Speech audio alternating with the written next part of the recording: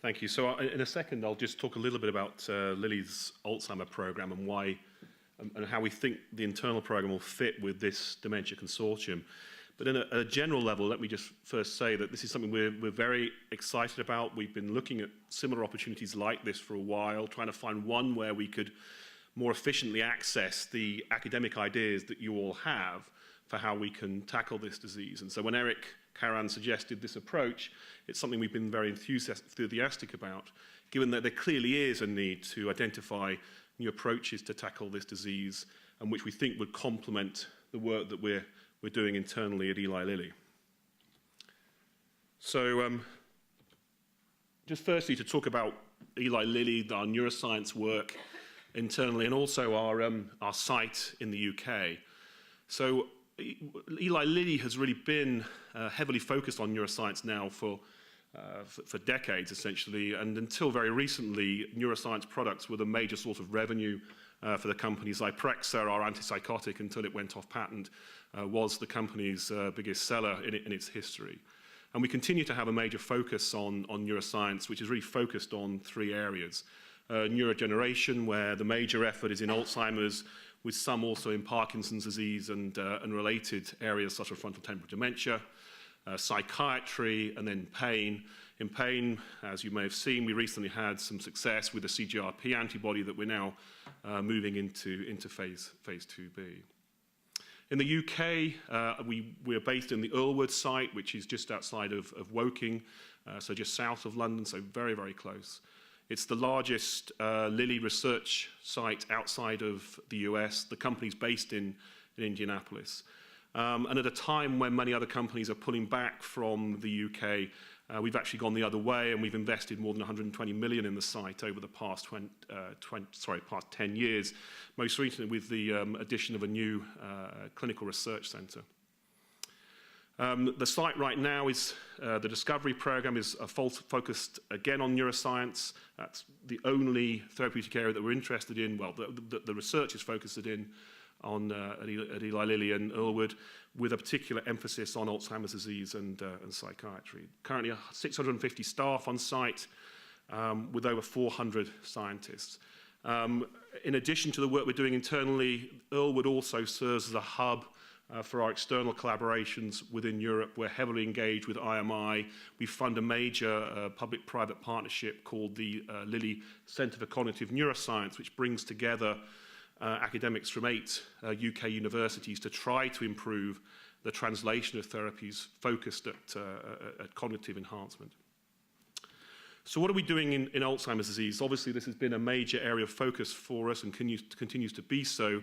We have a relatively focused strategy which really emphasizes genetic validation, particularly for disease-modifying approaches, where the highest priority continues to be targeting A-beta and amyloid, but increasingly we're also emphasizing tau as a second approach for disease modification.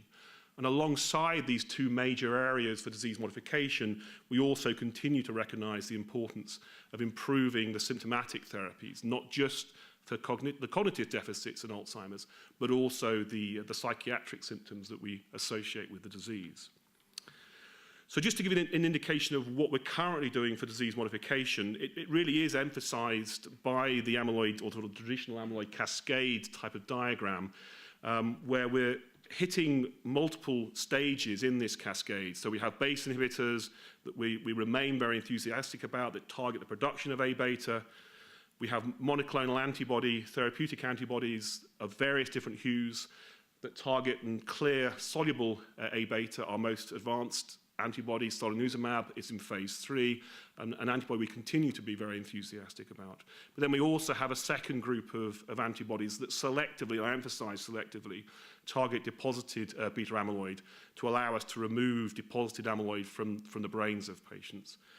And then finally, we also, as I've mentioned, are building up a tau portfolio with both large molecule antibody programs, as well as a series of small molecule targets being developed. And alongside our drug discovery efforts, we also have now amyloid, or amyvid tracer, as well as now a recently acquired tau PET tracer, which is generating very exciting data to to facilitate the development of these drugs, and is a molecule that we're increasingly making available to the academic community so they can assess the development of tau pathology actually in living patients. So what are we interested in? What we're really keen on, of course, is approaches that complement what we're doing internally. We recognise there's an awful lot of stuff that we're not covering. Just as one example, all of the approaches I've shown here all target pathogenesis, so the accumulation of amyloid, the accumulation of tau pathology. We really have very little right now focused specifically on neurotoxicity. So just going through a list of areas that I thought I'd put down to illustrate areas that we're keen on. So the A-beta tau interaction, mechanisms of neurotoxicity, be they A-beta related tau or indeed other proposed mechanisms of toxicity. Tau pathogenesis, although we're building an internal program in here, there's still an awful lot of unknowns that we think could be covered by a consortium like this. Not only tau pathogenesis, but also the spreading of tau pathology, I think is an area of tremendous opportunity right now. I think inflammation is an area that's been given a huge push in the last couple of years by the identification of variants in TREM2 that increase risk. And again, this is an area that I think we might find opportunities to exploit through this kind of collaboration. And then finally, of course, we continue to be interested in opportunities in symptomatic therapies. And I should just add, as Eric's already pointed out, that this isn't just limited to Alzheimer's disease. And so we are interested in opportunities for other related dementias or other neurodegenerative conditions. On a personal level, if you have ideas on TDP43 or progranulin, mediated disease, and I would be very, very interested in, and I think I speak for the consortium that we're certainly not purely focused on Alzheimer's.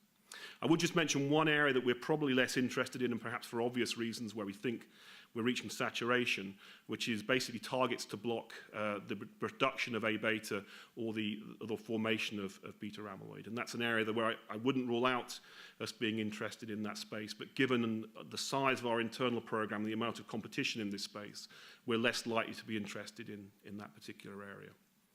So I will close there. And I'll just briefly mention, at a time when we've heard a lot of pessimism in the field about where industry is, we've been in this field now for 26 years. Our strategy has largely been the same throughout those 26 years. We're very committed to this. We're going to keep pushing, and we are increasingly enthusiastic about the probabilities of success. So with that, I'll pass it on to Justin from the MRC team.